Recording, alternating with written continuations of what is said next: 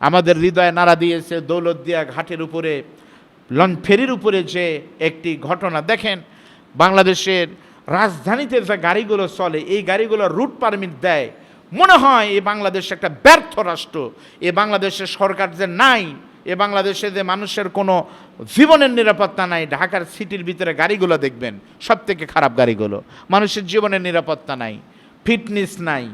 যে গাড়িটা এই মৃত্যু মুখে ঠেলে দিল, ড্রাইভার পান খেতে গেল আর হেল্পার সেই গাড়িটা স্টার্ট দিয়ে নিয়ে তুলতে গিয়ে নদীতে ফালাই দিল। চিন্তা করেন, ড্রাইভার পান খেতে যায় জীবনের ঝুঁকি নিয়ে 50-60 জন মানুষ রেখে, হেল্পার অজানা মানুষ এই কাজ করতে গেল, কিছুই হবে না। বাংলাদেশে দিন শেষে লাশের দাম 25,000 টাকা।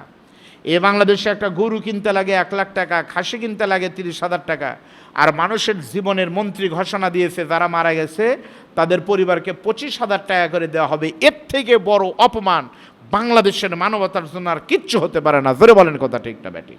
উচিত ছিল এর সাথে সংশ্লিষ্ট যারা তাদের র্যাপিড অ্যাকশন নিয়ে তাদের আইনের আওতায় নিয়ে আসতে হবে।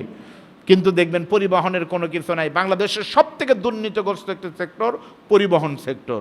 মোটর শ্রমিকের মালিকদের দাপটে বগুড়ায় দেখবেন তাদের কি অবস্থা, ড্রাইভার লাইসেন্স নাই, তাদের হেভি ওয়েটের যে ভারী লাইসেন্স নাই, এগুলো নবায়ন হয় নাই, টাকা দিয়ে লাইসেন্স বের করা যায়, কত অনিয়ম।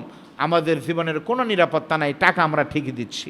গতকাল কুমিল্লার মায়ামণি হোটেলের সামনে একটা অ্যাক্সিডেন্টে বাংলাদেশ খেলাফত মজলিসের একজন নেতা, আমাদের বড় একজন আলেম, তার বোন, ভগ্নিপতি, ভাগ্নি সহ দুনিয়ার মুহূর্তের ভিতরে স্পট ডেড। ছোট্ট একটা বাচ্চা শুধু রয়েছে জীবনে হায়াতে, ওই বাচ্চার ভবিষ্যৎ কী হবে? আমরা দেখেছি 18 পারা কোরআনের হাফেজা ছিল, সে দৌলতদিয়া ফেরিতে ছিল, নদী মানে বাসে ছিল, মারা গেল মেয়েটি। প্রিয় ভাইয়েরা, আমরা এই মৃত্যুর মিছিল দেখতে চাই না।